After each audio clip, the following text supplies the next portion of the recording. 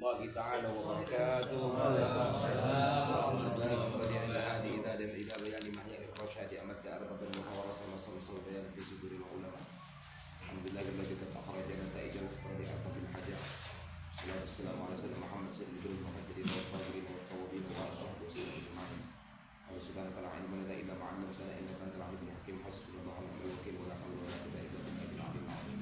اللهم ارزقنا فهم الذين أنت المرسلين منها اللهم اغننا بالعلم اللهم اغننا بالعلم اللهم اغننا بالعلم وزينا بالعلم وجنبنا بالعافية ولا حول ولا قوة إلا بالله. اللهم ربنا انفعنا ما علمتنا وعلمنا وانفعنا وزدنا علما. الفاتحة. بسم الله الرحمن الرحيم. إياك نعبد وإياك نستعين نسأل المستقيم صراط الذين أنعمت عليهم غير المغضوب عليهم ولا الضالين. قال المصنف رحمه الله تعالى ونفعنا بعلوم الجامع لله أن قال بسم الله الرحمن الرحيم. أما سمعتم قول الفجار في النار. Apakah kalian tidak mendengar atau membaca dalam Al-Quran bagaimana pengakuan ataupun penyesalan orang-orang yang fujjar, orang-orang yang fujjar finnar kelak di akhir neraka. Maka itu Al-Quran bisa membicarakan sesuatu yang akan datang karena dia adalah merupakan wahyu Allah, bukan karyanya Muhammad SAW. Andaikan Al-Quran adalah karyanya sang baginda Muhammad, maka pasti tidak bisa menceritakan sesuatu yang bersifatnya atau yang sifatnya adalah hal yang lain. Tapi ini adalah terbuka semua karena yang tahu yang maha mengetahui, atau yang menunjukkan adalah yang maha mengetahui dalam segala hal itu Allah Subhanahu wa taala. Lau kunna nasma'u aw na'qilu ma kunna fi ashabis sa'ir. Andaikan dulu kami mendengar dan menggunakan akal kami untuk menerima yang disampaikan para nabi-nabi, ma kunna fi ashabis sa'ir, pasti kami bukanlah menjadi ahli neraka sa'ir. Itu penyesalan mereka. Ini bicaranya kenapa yang menjadi syahidnya dalam kajian ini adalah naqilu, karena judul bahasa kita adalah tentang akal dan kemuliaannya. Yang kita ambil adalah kalimat naqilu, yaitu yang digarisbawahi di surah Al-Mulk. Wa an Umar radhiyallahu anhu, dan daripada Umar bin Khattab radhiyallahu taala anhu, beliau wafat pada tahun 40 Hijriah, ya kan? Yang dibunuh oleh seorang, yaitu seorang pembantu ataupun seorang hamba, ya, yang namanya adalah Al-Lu'ah. Dia berkata, maaf, Umar bin Khattab, ya kan? Bukan wafat pada tahun 40. Umar bin Khattab yang wafat pada tahun 36 Hijriah. Kemudian qala li Tamim Ad-Dari, dia berkata kepada Tamim Ad-Dari. Tamim Ad-Dari ini salah satu hadis yang masyhur tentang beliau adalah hadis tentang Dajjal, yang beliau berlayar menuju negeri Yaman, maka tiba-tiba terbelahlah kapalnya, terdampar di sebuah pulau, dan kemudian Allah Ta'ala tunjukkan ternyata di situ ada seorang sosok manusia yang luar biasa besarnya di lantai, dan ternyata dulu diangkat Jibril ketika banjir bandang Nabi Nuh alaihi salatu wassalam. Dan beberapa pertanyaan pun telah diajukan, dan itu adalah Dajjal menurut para kufar hadis. Itu hadis yang terkenal tentang Tamim Ad-Dari. Beliau sahabat Nabi dan wafat pada tahun 40 Hijriah. Apakah yang ditanyakan daripada Umar kepada Tamim Ad-Dari? Mas-su'dudu fikum. Apakah atau siapakah as-su'dudu, puncak dari segala kemuliaan, sayyid, ya, di antara kalian? Apakah esensi dari kemuliaan itu menurut kamu, kata dia? Qal al-aqlu, menurut saya, kata Tamim Ad-Dari, bahwa puncak atau esensi kemuliaan itu adalah akalnya manusia. Qal, kata Umar bin Khattab, sadaqta, benar jawaban kamu. Sa'altu Rasulullah sallallahu alaihi wasallam kama sa'altuka. Pertanyaan yang telah kuajukan kepadamu ini telah kuajukan kepada Nabi sallallahu alaihi wasallam. Faqal, maka kemudian kama qulta, kemudian aku pun mengatakan atau menjawab apa yang telah kujadikan sebagai jawaban. Thumma qala, kemudian Nabi sallallahu alaihi wasallam juga menjawab setelah Rasulullah mengatakan, adalah Rasul bertanya kepada Umar, kemudian Umar menjawab seperti jawaban Tamim Ad-Dari, yaitu akal adalah merupakan sudut yang paling tinggi. Dan kemudian Rasulullah menyampaikan sanad daripada jawaban ini, sa'altu Jibril, saya juga membenarkan engkau karena saya telah bertanya kepada Jibril alaihi salatu wassalam, mas-sududu, apakah yang merupakan esensi segala kemuliaan? Faqal al-aqlu, Jibril juga berkata, akallah yang merupakan sudut dalam segala hal atau puncak dari kemuliaan dalam segala hal. Karena kalau manusia nggak punya akal, dia berarti namanya majnun. Kalau manusia nggak punya akal, tidak akan bisa menjadi wadah daripada taufik dan hidayah. Kalau manusia nggak punya akal, ya ngakal-ngakalin. Kalau manusia nggak punya akal, ya kan, kalau dia masuk kantor jadi tikus kantor. Kalau dia ke laut jadi bajak laut, kalau tinggal di daratan dia akan menjadi bajing loncat. Kenapa? Karena nggak punya akal, Ustaz. Makanya akal itu adalah merupakan wadah daripada taufik dan hidayah Allah Subhanahu wa taala, atau tempat numpangnya segala kebaikan itu adalah akal manusia. Makanya sudut dalam segala itu adalah akal, karena tidak akan mungkin ada agama, sebab agama itu definisinya ada 3. Yang pertama ad-dinu an-nasihah, agama itu sifatnya saling mengingatkan. Kemudian yang kedua ad-dinu hubbun, agama itu adalah cinta. Yang ketiga ad-dinu mukallafun, agama itu adalah beban dan kewajiban. Tiga-tiganya mesti simpul dalam agama. Maka din nasihat, kalau orang nggak suka nasihat maka nggak punya din. Din hubbun, kalau orang nggak punya cinta nggak punya din, ya kan? Makanya banyak dalam hadis Nabi, man kana yu'min billahi wal yawmil akhir, ya kan? Kemudian siapa yang mencintai Allah, mencintai Rasulullah, hendaklah dia mencintai sahabatnya seperti dia mencintai diri sendiri. Kemudian yang selanjutnya ad-dinu mukallafun, agama itu adalah beban, kewajiban, perintah-perintah Allah Subhanahu wa taala yang tidak mungkin terlakukan dan diterima oleh manusia kalau bukan karena akalnya, kalau bukan karena akalnya. Makanya sudut itu adalah akal. Wa 'anil Barra' bin Azib, dan kemudian daripada Barra' bin Azib. Barra' bin Azib ini sahabat yang lumayan tua wafatnya. Beliau wafatnya umurnya 80 tahun, meninggalnya pada tahun 72 Hijrah Nabi sallallahu alaihi wasallam. Adil Barra' bin Azib radhiyallahu anhu, beliau wafat pada tahun 72, umurnya 80 tahun. Dari Barra' bin Azib radhiyallahu anhu qala kafuratil masail yawman ala Rasulillah sallallahu alaihi wasallam faqala, ya kan? Banyak sekali masalah yang didatangkan kepada Rasulullah sallallahu alaihi wasallam bisa. Satu riwayat mengatakan kasaratul masail yawman ala Rasulillah, aku mengajukan beberapa pertanyaan kepada Rasulullah sallallahu alaihi wasallam. Faqala, Nabi menjawab dengan khutbahnya, dengan muhadarahnya. Ya ayyuhan nas, kata Rasulullah, wahai manusia, inna likulli syai'in mutiyatun, segala sesuatu itu ada motornya, ada kendaraannya. Wa mutiyatul mar'i al-aqal, dan kendaraan seseorang itu adalah akalnya.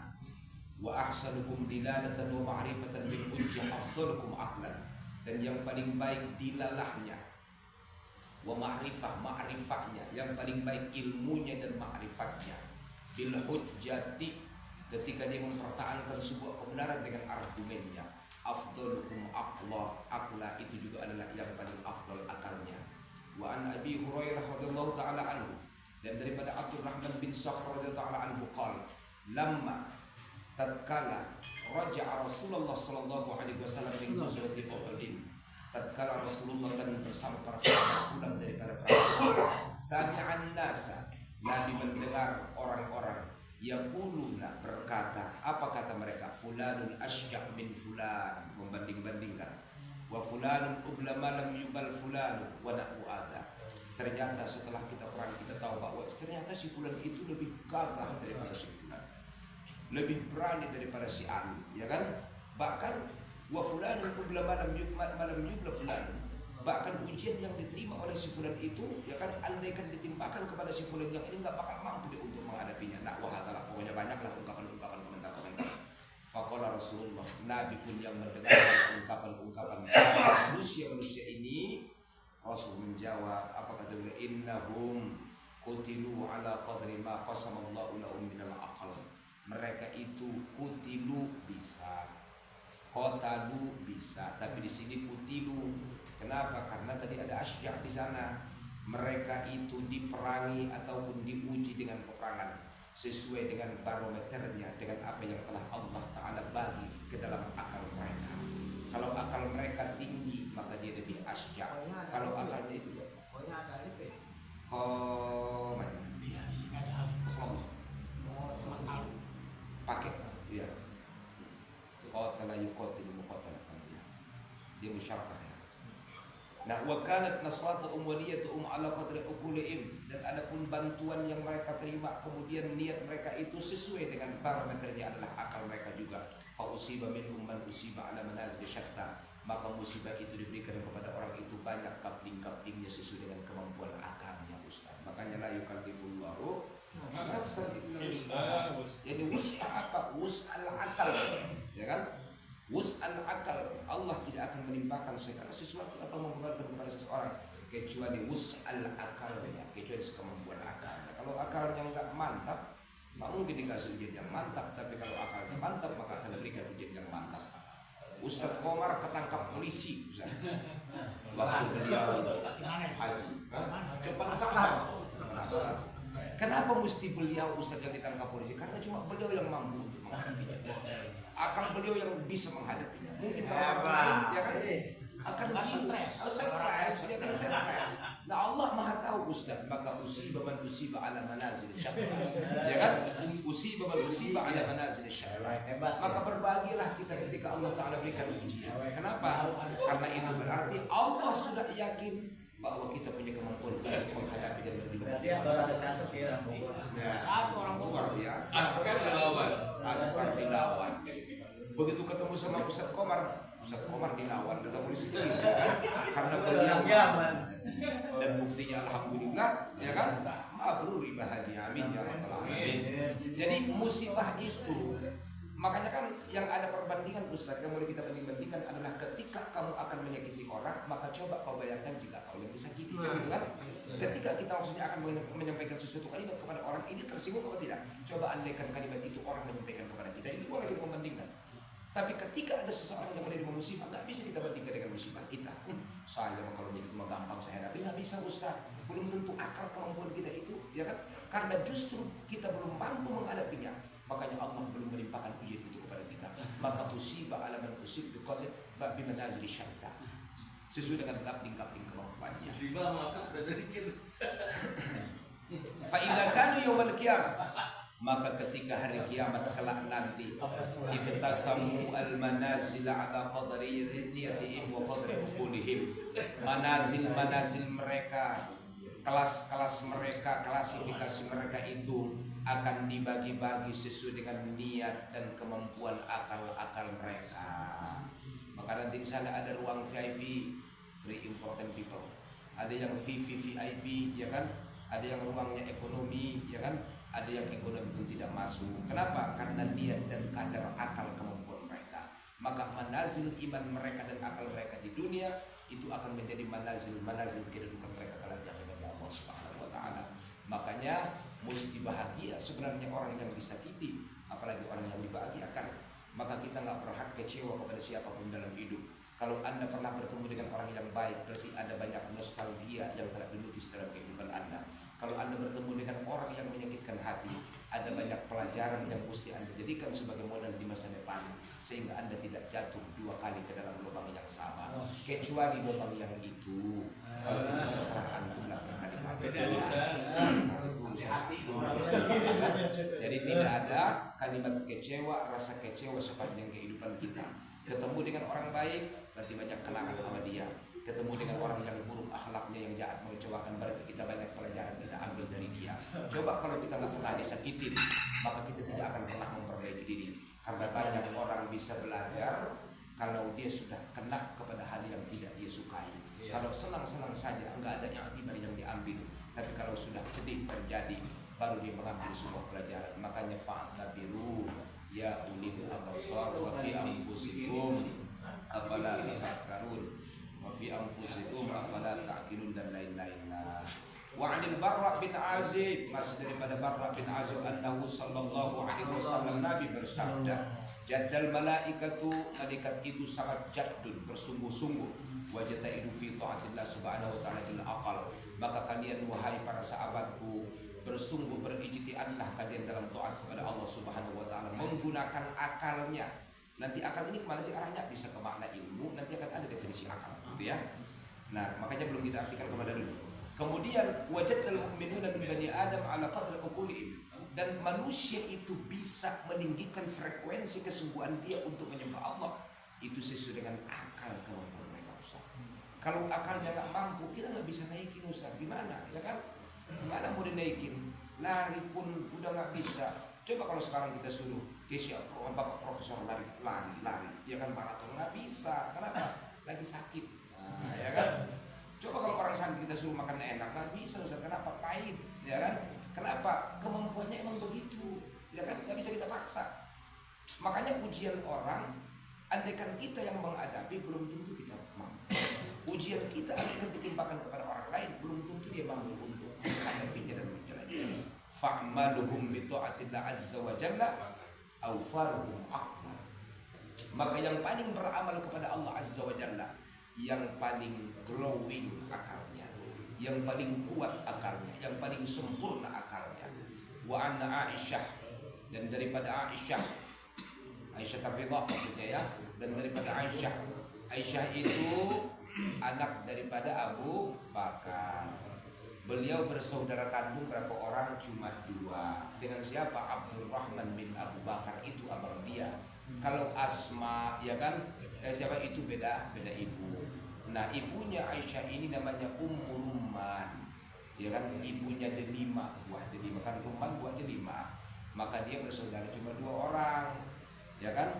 Berarti kalau pengen punya banyak anak, banyak istrinya. Kenapa? Karena Abu Bakar juga itu, seibu seinduk cuma 2. Ini masalahnya cuma 1 istri dipaksa buat ngelahirin 10 kali. Enggak begitu, Ustaz. Ya kan, adabnya bukan begitu gitu loh kan. Nah, adabnya Abu Bakar 1 ibu 2 anak. Berarti antum kalau anaknya banyak, induknya yang ditambah, Ustaz. Nah, beliau wafat pada tahun 58 Hijriah. Beliau wafat pada tahun 58 Hijriah. Wa an Aisyah radhiyallahu taala anha qalat kuntu ya Rasulullah. Aku pernah bertanya kepada baginda Rasulullah sallallahu alaihi wasallam, bima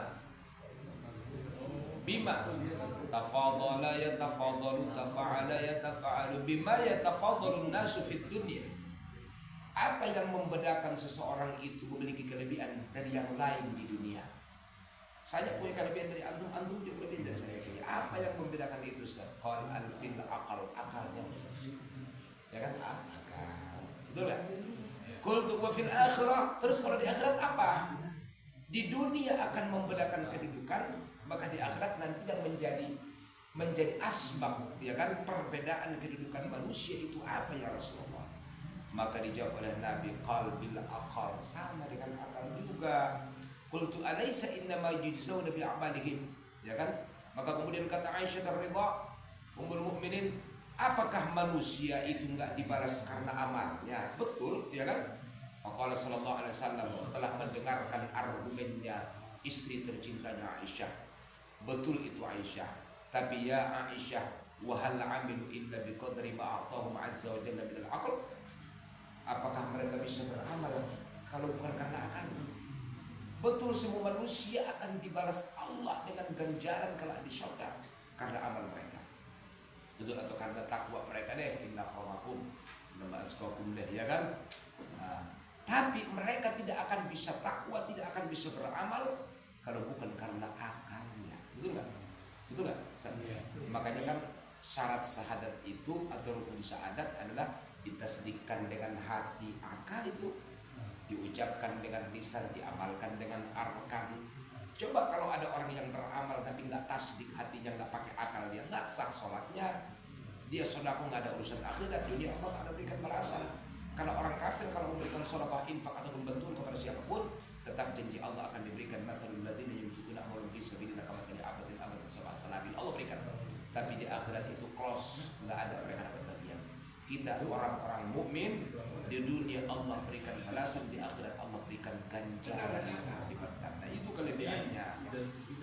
Maka betul apa yang kau sampaikan ya Aisyah, tapi mereka itu nggak bisa beramal kecuali karena akal yang Allah kasih kepada mereka. Fabiqo dari ma'u'tu, kasih harokat. Fabiqo dari ma'u'tu, besok dibaca fabiqo dari ma'u'tiu, nggak bisa kan? Maka sekemampuan atau sebatas sekuat daripada apa yang diberikan kepada mereka minal aqal, daripada akal, kanat a'maluhum, maka amal mereka, ya kan, sebegitu. Jadi kalau akalnya nilainya 10, maka amalnya 10. Kenapa? Karena kaidahnya biqadri ma'utu minal aqal kanat a'maluhum, ya kan? Seberapa kuat akal mereka, seberapa tajam akal mereka, seberapa glowing akal mereka, maka amalnya juga sebegitu. Wa biqadri ma'amilu, dan kemudian sebatas amal mereka yujzauna, diberikan balasan yang setimpal oleh Allah Subhanahu wa taala. Wa an Ibnu Abbas, daripada Abdullah bin Abbas wafat pada tahun 68 Hijriah.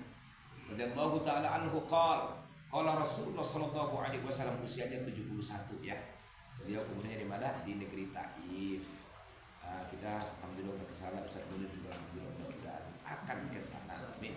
Qala Rasulullah sallallahu alaihi wasallam, Nabi bersabda, "Likulli syai'in alatun wa iddatun." Wa iddatun bimakna wasilatun.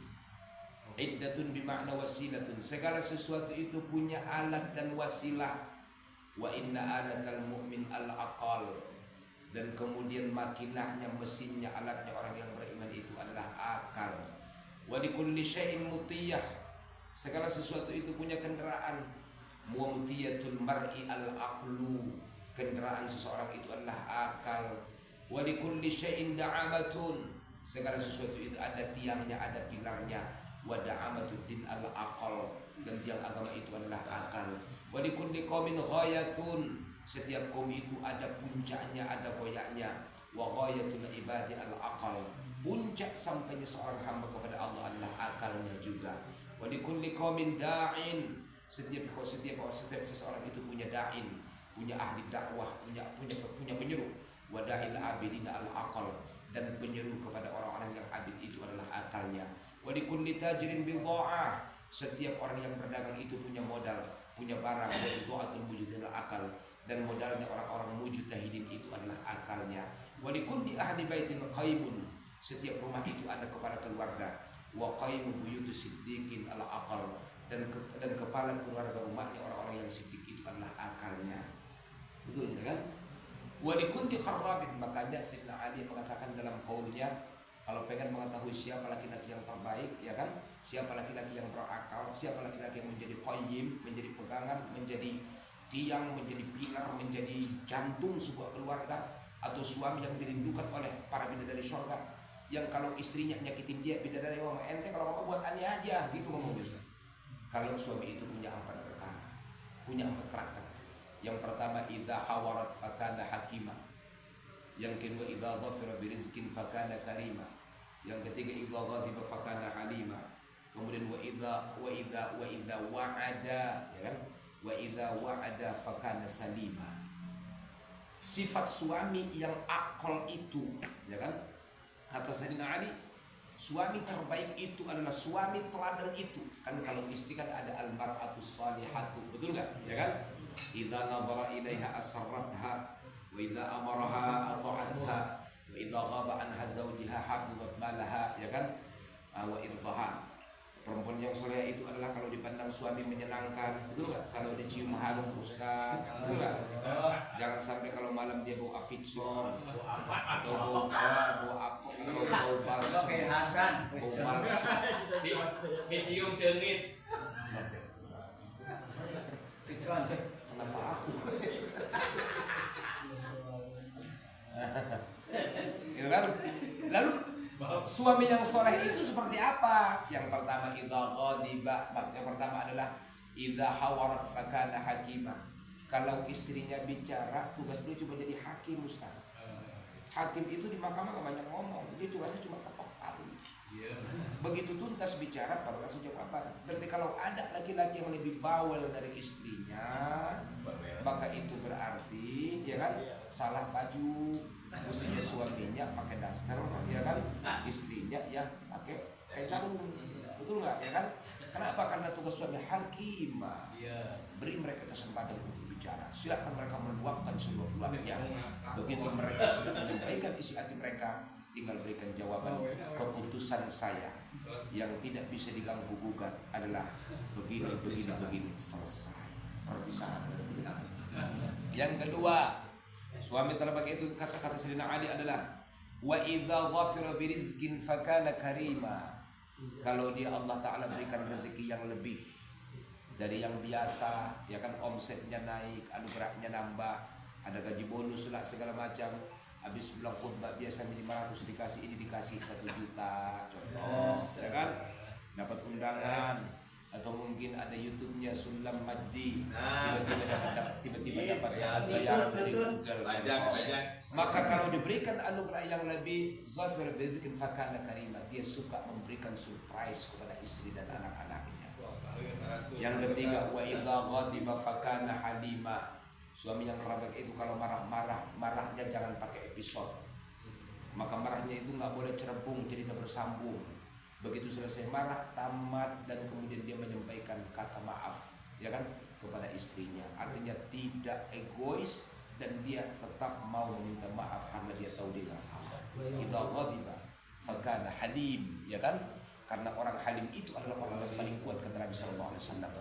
Itu yang disampaikan dalam hadis, arba'atun man kunna fihi nasyarahu Allahu rahmatah, ya kan? Nasyarahu Allahu rahmatah wa asmahu minasyaitan.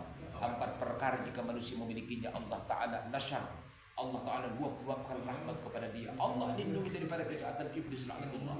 Yang pertama adalah man malaka nafsahu hina yarghab wa hina yarhab wa hina yashtahi wa hina yaghdab. Siapa yang bisa menguasai dirinya ketika dia marah, ketika dia ketika yarghab, ketika senang, ketika sedih, ketika syahwat, ketika dia marah. Man malaka nafsahu, ya kan? Termasuk idza ghadiba birizqin fakana halima, ya kan? Karena al-hilm, ya kan, orang bijak itu orang yang mampu menahan amarahnya ketika dia pantas untuk marah. Yang terakhir adalah wa idza wa'ada biwa'din fakana salima. Ketika dia punya janji kepada istrinya, dia salim. Apa itu salim? Memberikan dan menepati janjinya. Bukan apa namanya? Bukan pemanis kata. Bukan surga yang dijanjikan namun neraka yang dirasakan. Pahit yang apa namanya, manis yang dibayangkan ternyata pahit yang dirasakan, ya kan? Maka hidup itu adalah seperti kopi. Kopi yang tidak pernah dusta dengan rasa pahitnya, bukan seperti Anda yang pergi tanpa kata. Nah, itu ada tulisannya, saya lihat tuh. Ada apa namanya, yang jualan kopi di samping rumah sakit PMI. Kopi tidak akan pernah dusta. Dia akan bicara dengan baiknya, bukan seperti Anda yang pergi tanpa kata. Itu mungkin bukan qaulun maksud. Pepatah gitu ya. Pepatah tukang kopi namanya. Orang beli kopi nggak bayar baliknya. Gitu kan? Kemudian kita lanjut ke wa likulli kharrabin imaratun wa imaratul akhirati al-aqal. Setiap bangunan yang kharab itu, yang sudah ambruk, yang kosong itu, ya kan, maka pasti akan digantikan dengan imarah yang lebih bagus.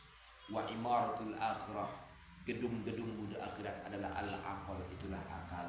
Wa likulli mri'in akibun, setiap segala sesuatu punya akib, punya generasi. Yunsab ilaihi wa yudhkar bihi, dia akan dinisbahkan terhadap generasi itu dan dia akan dikenang oleh generasi itu. Maka wa'akibus siddiqin alladzina yansubuna ilaihi wa yadhkuruna bil aqal. Maka akibus siddiqin, atau sebagian para ulama mengatakan segala sesuatu itu punya rekam jejak. Saya ulangi ya. Akib itu kan akib Ustaz, akibat akhir sebuah cerita, ya kan? Segala sesuatu yang dilahirkan oleh cerita kita berarti kenangan, nostalgia. Segala sesuatu punya rekam jejak, ya kan? Rekam jejak itu akan dinisbahkan kepada dia. Rekam jejak itu akan membuat dia yudzakar, diingat-ingat oleh orang yang sesudahnya. Yamutul mar'u wal atharu yabqa, ya kan? Tulaz zamani ala dzikrihi fakun kal ghaifi naf'an lin nasi, ya kan? Au karrihi maujan lil makini. Nah, yamutul mar'u wal athar yabqa. Setiap seseorang akan mati, rekam jejaknya akan tetap abadi. Tulaz zamani yadhkuruhu, sepanjang waktu tidak akan pernah terlupakan. Fakun kal ghaifi naf'an lin nasi, maka selama hidupmu jadilah Anda curahan hujan yang bermanfaat kepada manusia. Kan au karrihi faujan lil makini, atau tak bisa seperti hujan, maka jadilah seperti harum semerbak yang mengharumkan setiap tempat yang dilalui oleh manusia. Jadi pilihan kita adalah kun kal ghaifi au karrihi, selesai. Ya kan? Itu doang pilihan kita. Karena semua kita akan pulang kepada Allah. Lalu apa yang kita tinggalkan kalau bukan akib, generasi, nostalgia, kenangan kita, cerita kita, ya kan? Dalam hadis ya, dalam kitab Mukhtalah Hadis maksudnya ada kitab Faidul Qadir, Syekh Al-Munawi mengatakan, Imam Suyuti mengatakan apa? Al-birru la yansa, wadh-dhanbu la yabla, wad-dayanu la yamut, isma syi'ta kama tadinu tudan. Kebaikanmu tidak akan pernah terpupus, kejahatanmu tak akan pernah lekang dari ingatan siapapun. Kau baik diceritakan, kau jahat akan tetap dikenang, tapi dikenang dengan kejahatannya. Ad-Dayyanu la yamut.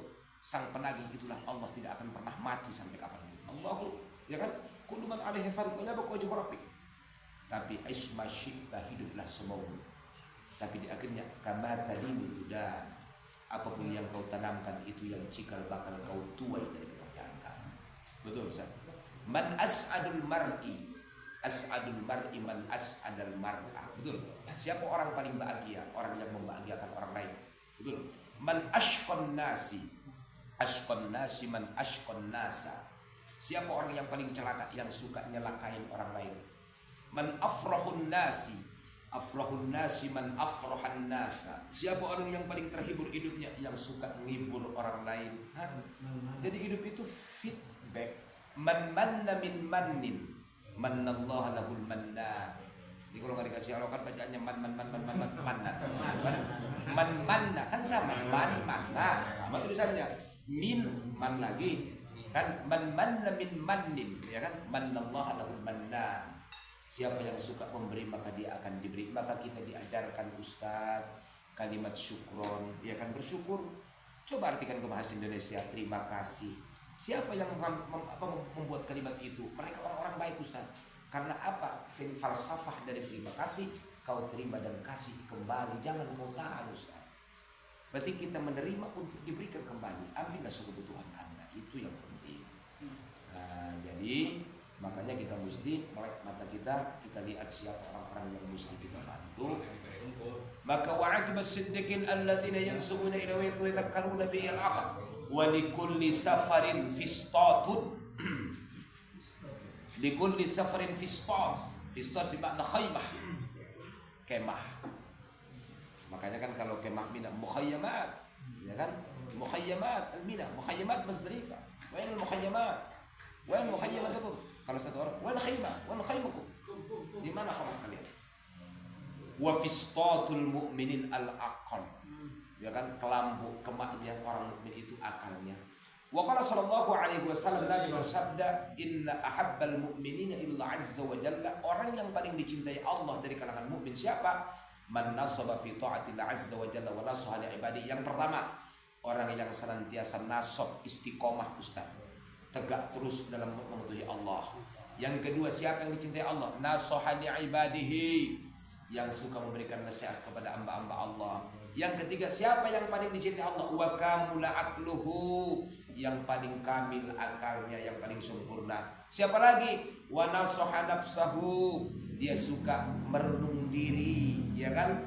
Fabsir, ya kan? Fa'absara, sehingga matanya pun terbuka. Wa amila bihi ayyama hayatihi, dan yang paling dicintai Allah orang yang memanfaatkan amal atau memanfaatkan hari-harinya atau waktunya penuh dengan amal. Fa'aflah wa anjah, maka dia orang paling bahagia dan orang yang paling sukses. Makanya hidup itu gak bakal pernah berulang Ustaz. Kenangan kita 10 tahun yang lalu, ya kan, sudah tersimpan dalam album-album kita. Gak bisa kita ulangi lagi. Laita syabab ya'udu yauman, gak mungkin dah.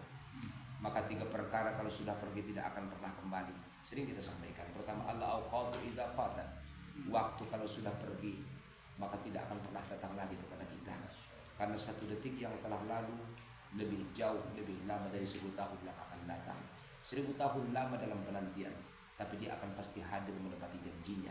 Tapi 1 detik yang telah lalu tidak akan pernah mundur lagi ke belakang.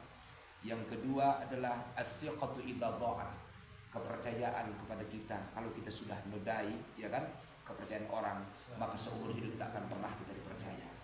Maka kepercayaan yang kau nodai ibarat sebuah retak dalam gelas kaca. 1000 kata ampun dan maaf tak akan pernah untuk memulihkannya. Begitulah jiwa wanita, sekali kau sakiti, 1000 cinta akan dia kubur.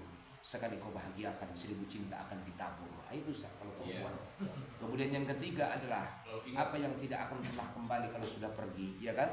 Yaitu al-kalamu idza nutiqat. Setiap kalam itu Ustaz tidak akan pernah bisa kita tarik kalau udah keluar dari mulut lisan kita. Makanya al-fikir qabla ar-ribihan, pikir sebelum pendapatan, sebelum ngomong. Sesal kemudian an-nadam ba'da khusran. Betul? Apalagi yang paling luar biasa, laknatnya lisan ini Ustaz. Kan kullul bala'i muwakkalun bil mantiq. Hati-hati dengan lisan. Setiap yang Anda omongan itu atau omongan kita itu akan menjadi wakil dari bencana yang akan kita terima. Hatta law ayyara rajulun rajulan, kata Nabi. Sehingga ketika ada seseorang yang mencaci temannya dengan mengatakan lirad'ati kalbatin, dia itu dulu nyusu ke anjing, padahal bohong dia, maka kita yang ngomong la radha'aha, Anda besok sebelum mati akan nyusu kepada anjing Ustaz.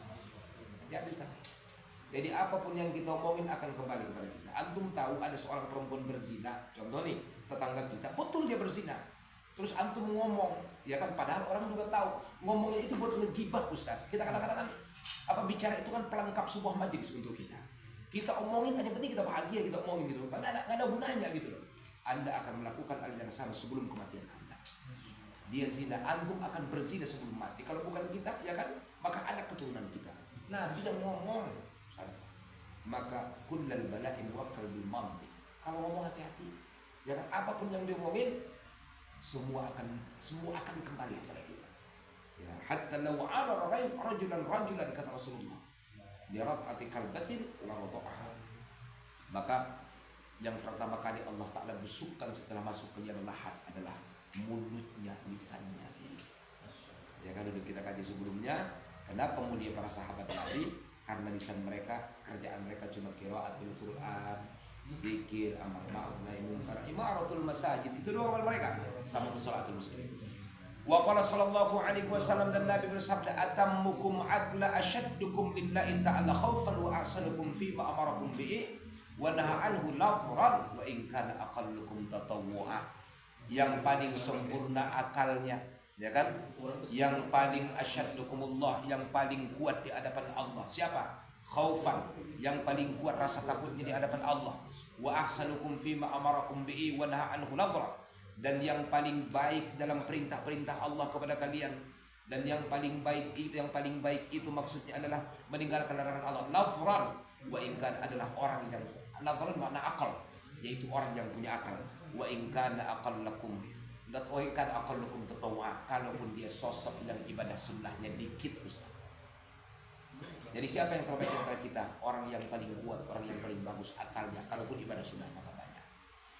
Bayanu haqiqatil aql waqsam wallahu a'lam bishawab. Ini rekamnya tadi. Ada